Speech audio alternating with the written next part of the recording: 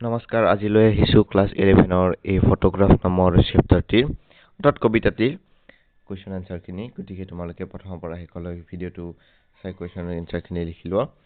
এতিয়া ষ্টেপ বাই ষ্টেপ মই ৰখাই যাম, তোমালোকে স্ক্ৰীনশ্বট মাৰি ল'বা বা ডাইৰেক্ট লিখিব পাৰা, কোনো কথা নাই। তো প্ৰথম কুৱেশ্যনটো আছে textual question. What does the cardboard denote in the poem? Why has this word been used? ইয়াতে উত্তৰবিলাক আছে তোমালোকৰ। মই ইমানখিনি পঢ়ি নিদিওঁ, বহুতখিনি সময় যিহেতু গুচি যাব, গতিকে তোমালোকে ধুনীয়াকৈ নিজে চাই লোৱা। মই ৰখাই গৈছোঁ। এইটো কুৱেশ্যন নম্বৰ 3 হয়। এনেকৈ তোমালোকে চাই যোৱা ধুনীয়াকৈ। পাৰ্টটো বুজাই থোৱা লিংকটো আছে, তোমালোকক দি দিম ডেছক্ৰিপশ্যন বক্সত। তোমালোকে পাৰ্টটো বুজাটো চাই ল'বা, তাৰপিছত কুৱেশ্যন এনচাৰখিনি লিখি ল'বা।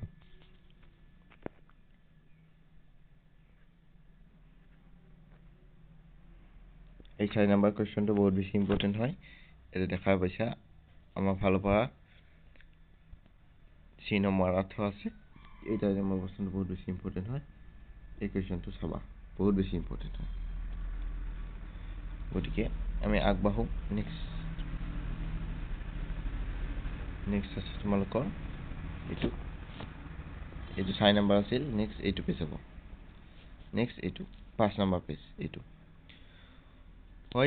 What is the meaning of the line both weary with the leeward case of loss?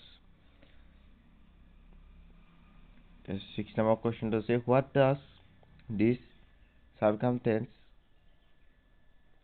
refer to? The three stanzas repeat 3 different phases. What were they? তো ইয়াতে তোমালোকে ধুনীয়াকৈ দেখিবলৈ পাইছা কুৱেশ্যন এনচাৰখিনি। তোমালোকে দেখি লোৱা ধুনীয়াকৈ। মই ৰখাই দিছোঁ ভিডিঅ'টো।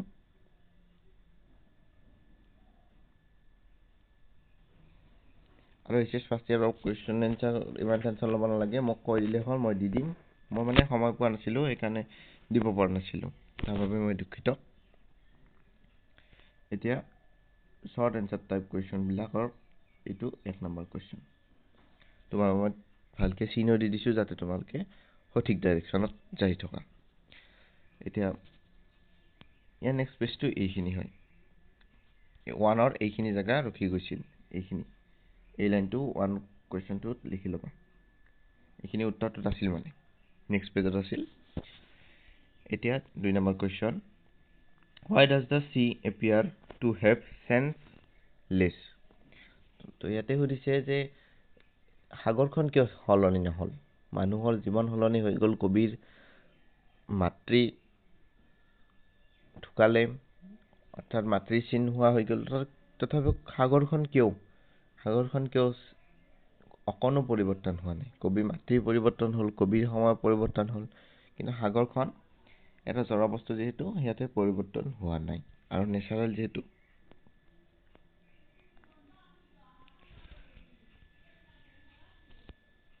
What does ট্ৰানচিয়েণ্ট fit mein?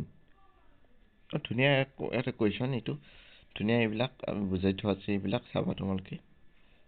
What made the poet's mother laugh when she saw the photograph?